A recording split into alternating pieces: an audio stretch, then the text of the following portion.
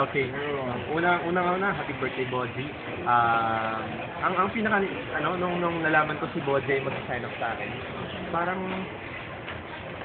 ako, natakot ako, no? Natakot, na-challenge. Sabi ko, kaya ko ba yun? Parang, Lord, si Bodji binigay mo siya. Parang sabi ko, parang bata pa ako sa PZ, binigay mo sa akin, parang big challenge, no?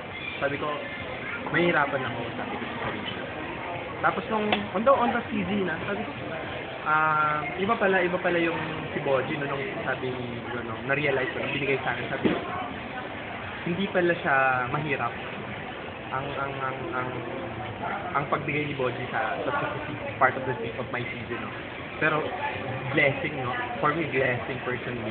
Blessing for the entire group. Kasi, si Bodji kasi, kung ganun din, kasi palagi ko, ganun kasi lahat eh. Every time we see Bodji every week, wala, nabubuhayan kami. Alam mo yun, ganun, like, Bodji keeps us inspired every week. Na parang, look at this man. Masipag pumasok sa trabaho.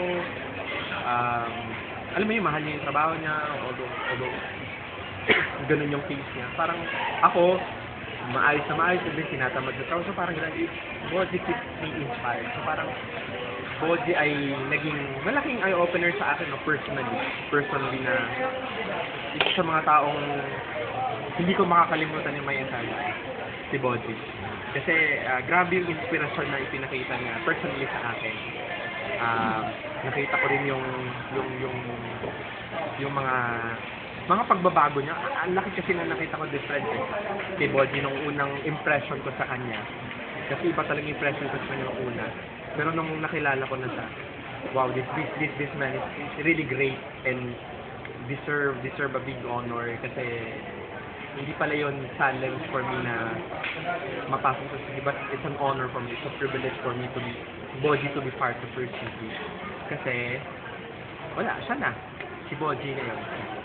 So yun lang, Bodji, thank you for inspiring me. Kaya nang pinakita ko, thank you for inspiring us and keep on inspiring many people as you can.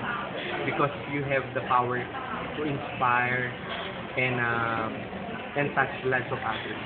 So yun lang. Happy birthday.